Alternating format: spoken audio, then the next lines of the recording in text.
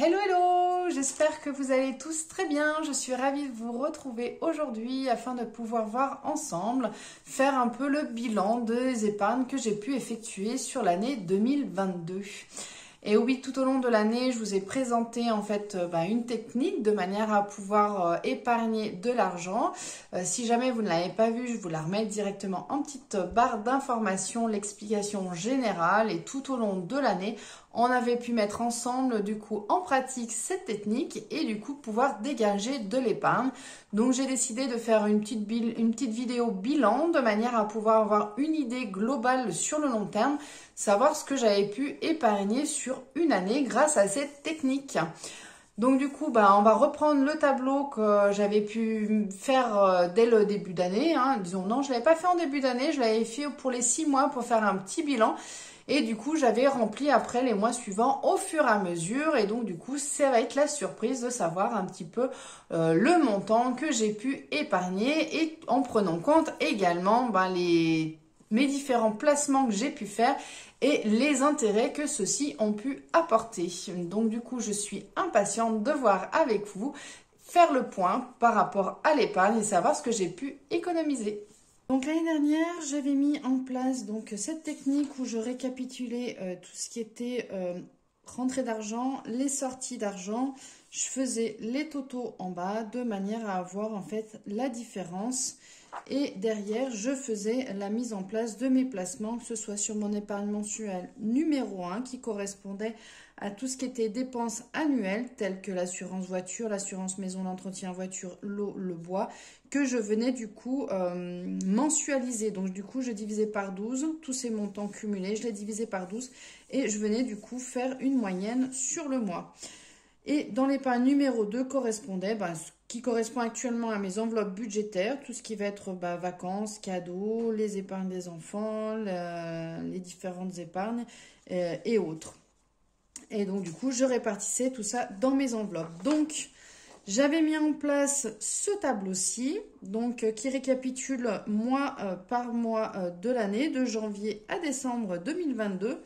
Et ici, je suis venue répertorier donc l'épargne numéro 1, c'est tout ce qui était épargne mensualisée. L'épargne numéro 2, c'est ce qui me restait brut du coup à répartir après dans mes différentes enveloppes. L'assurance vie, donc ça c'était déjà épargné d'avance. Mon plan épargne logement également, je versais 45 € tous les mois. Et tout ce qui est mis sur mon PEA également. Et en bas, je faisais les totaux mois par mois pour savoir en fait l'épargne que je mettais au fur et à mesure de côté. Donc on avait pu voir l'évolution, donc j'avais commencé courant août, on avait fait un bilan des 6 mois précédents. J'avais fait du coup après au fur et à mesure pour les mois suivants. Ça nous permet de voir effectivement déjà d'un mois sur l'autre l'évolution de l'épargne qui fluctue d'un mois sur l'autre en fonction des aléas, des factures, des imprévus ou autres, de manière, voilà. Donc c'est quand même pas mal d'avoir une idée sur l'année des différentes sorties d'argent, au moins, et des différentes épargnes. Ça permet quand même de mieux se rendre compte. Du coup, là, il y a le toto sur l'année par rapport à chaque catégorie. Et ensuite, on verra ensemble le toto final de ce que j'avais pu épargner. Donc là, on était déjà à 8 000 € entre février et novembre. Donc du coup, on va rajouter la partie janvier et décembre. Donc ensemble, nous avions rempli déjà la partie de décembre. Et il nous reste à faire les totos pour la dernière case. Hop. Du coup... Alors, concernant en épargne numéro 1, donc tout ce qui était épargne mensualisée. Donc, j'ai déjà fait mes petits calculs. Alors, du coup, ça nous revient.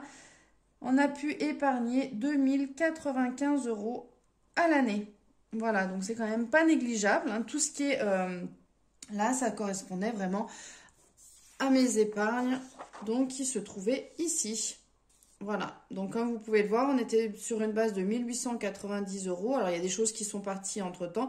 Mais voilà, 1890 €, 158 par mois. Alors, on peut s'apercevoir qu'effectivement, ça a fluctué.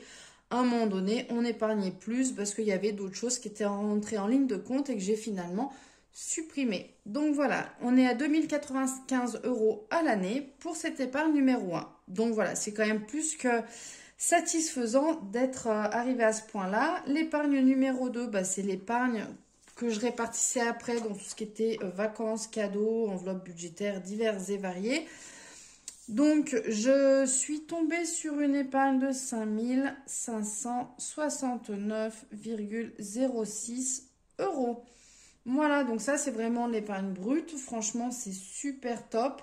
Ça fait quand même une belle épargne et il y a de quoi faire. C'est franchement super top. Concernant l'assurance vie, donc l'assurance vie, elle est autour des 66 €. Au début d'année, elle était à 65,27 €. Après, elle est passée à 66,25 €. Sur l'année, j'ai mis du coup 792,6 centimes d'euros par rapport à mon assurance vie. Donc pareil, là, ça fait quand même une coquette somme. On ne se rend pas compte que 66 €, bah, mis bout à bout, ça fait quand même une somme qui est assez conséquente à la fin de l'année. C'est quand même plutôt pas mal. Concernant le plan épargne logement, donc j'ai 45 € mis d'office de côté. Ça nous fait un total de 540 €. C'est pareil, vous voyez, petit à petit, finalement, ça fait quand même des belles sommes qui sont quand même très intéressantes. Et là, mon PEA, donc qui fluctue d'un mois sur l'autre en fonction des cours, on est arrivé à un montant de 232,21 € que j'ai investi dans le PEA. Voilà, donc du coup, c'est quand même plus qu'intéressant, plus que rentable au final, parce qu'on a quand même une belle somme mis de côté. Donc ici, nous arrivons à un total, le total de toutes mes épargnes que j'ai pu mettre de côté est de 9 228 € et 33 centimes. Voilà, donc une très très belle somme sur toute l'année. Franchement, c'est super. Après, cet argent-ci, comme je vous explique, en fait, j'ai toujours mis sur des comptes, mes comptes épargne, donc différents comptes, hein, que ce soit le plan épargne logement, le compte sur livret, il y a le livret d'épargne populaire, le livret A, il y a plein d'autres. Voilà, j'ai plein de livrets qui me permettent justement d'avoir d'épargner mon argent. Bien entendu, on n'a pas des taux miraculeux, malgré que les taux aient augmenté quand même cette année, c'est quand même fort intéressant. Donc voilà, en regardant l'évolution des taux, en essayant de toujours placer sur le livret le plus avec le taux le plus intéressant, parce que des fois ça a pu varier.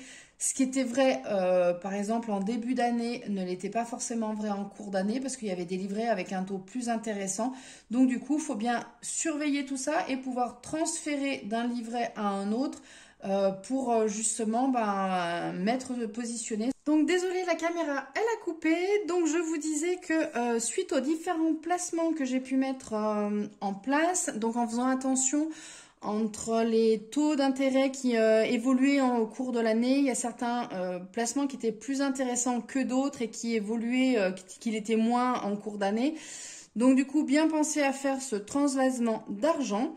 Du coup, grâce à ça, j'ai pu mettre quand même 767,02 € de côté. Et tout cumulé, ça me fait un total de 9 995,35 €. Je suis super contente, je suis à 4,65 € des 10 000 €. Franchement, j'aurais préféré les passer, mais du coup, mine de rien, c'est quand même énormissime. Donc, je suis énormément satisfaite de cette technique. Donc, je ne sais pas vous si vous l'avez appliquée durant l'année, mais en tous les cas, n'hésitez pas à me dire votre retour si jamais vous avez utilisé cette technique-là, savoir si vous avez réussi à épargner également de votre côté.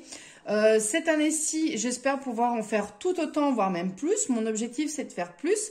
J'ai mis en place la technique des enveloppes budgétaires pour cette année parce que tout simplement, avec la méthode des cartes cadeaux, je trouvais qu'avec la méthode que j'utilisais, j'avais un peu plus de difficulté à avoir un suivi. Donc, du coup, là, ça me permettra avec le tracker de pouvoir avoir, savoir exactement mes dépenses exactes, savoir ce qui me reste. et j'espère pouvoir optimiser davantage mes épargnes. Voilà, bah écoutez, n'hésitez pas à me dire en commentaire ce que vous avez pu faire et épargner de votre côté. Ça me fera toujours plaisir de voir un peu l'évolution, ce que vous avez utilisé, ma technique, celle des enveloppes budgétaires. Ben, j'espère que cette vidéo vous aura plu. N'hésitez pas à la liker, n'hésitez pas à vous abonner à ma chaîne si ce n'est pas encore déjà fait. Et moi, je vous dis à très bientôt pour une prochaine vidéo. Ciao, bye bye!